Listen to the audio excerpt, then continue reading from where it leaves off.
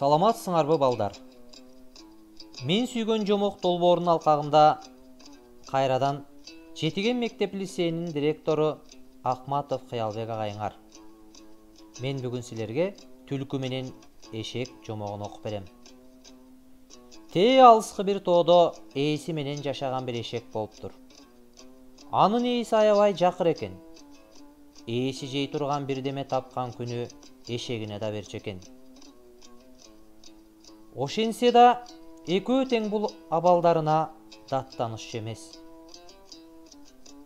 Ошол тоонун этегинде бир чытырман токой бар экен. Бул токойдун ичинде арыстан баш болгон түркүн жаныбарлар жашачу. Арыстан ууга чыгып, алсыз жаныбарларды кармап алып жеп, курсагын тойгузуп, өзүнүн калганын токойдогу башка айбандарга таштап койчу экен. Күндөрдүн биринде арыстан катуу ооруп, мүңкүрүнөн чыга албай калат. Токойдун эң митаам, куу айбаны болгон түлкү арыстанга зыяратка барат. Анан ага: "Урматтуу арыстаным, сиз ооруп калгандан кийин баарыбыз ачка калдык" деп даттанат. Арыстан болсо: "Андай болсо, сен айыл жака баргындагы мага жей турган жаныбар таап, алдап алып бул жака алып кел. Мен аны жеп тойгондон кийин кайрадан аңуулай турган күчкө толом. Сен да жаныбардын калган этин жеп, курсагыңды тойгузуп аласың" дейт. Арыстандын буйругун алган түлкү дароо айыл жакка жөнөйт. Арыстанга алып бара тургандай жаныбарды издегенге киришет. Түлкү тоо ташты кыдырып жүрүп, баягы кедейдин эшегин көрөт.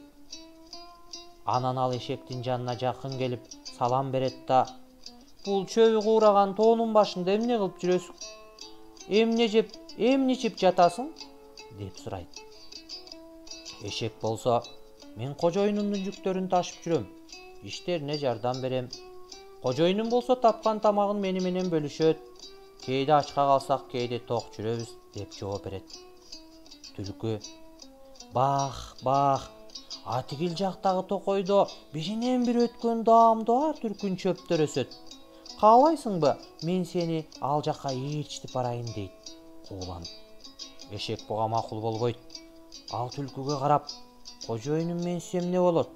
Мен жеген от аз болсо да мага жетет" дейт. Түлкү эшекти мыскылдай карап: "Мына кызык, бул эшекти кара. Ушинтип жүрүп бир күн ачкадан өлөсүң го. Токойдо кандай гана сонун чөптөр бар. Жап-жашыл, жаңы чыккан ширин чөптөр. Аны билсең бар го" дейт эшекти кызыктырып. Ошентип түлкү токойдогу чөптүн шириндигин мактап жатып, эшекти көндүрөт.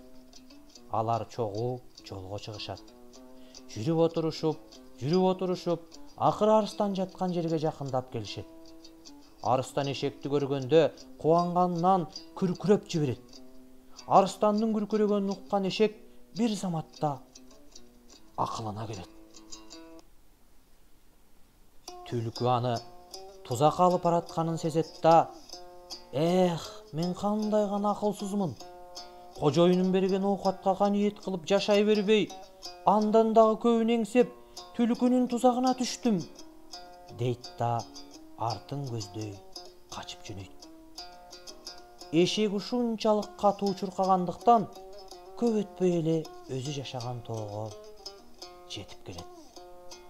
Ошентип эшек акыркы мүнөттөрдө акылына келип, арыстандын азуулуу тишинен кутулуп кетет.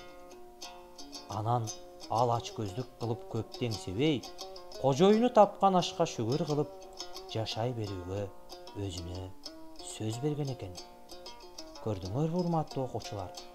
Ар дайым көп теңсебей, барга каниет кылып, шүгүрчүлүк кылып жашаганга үйрөнүш керек.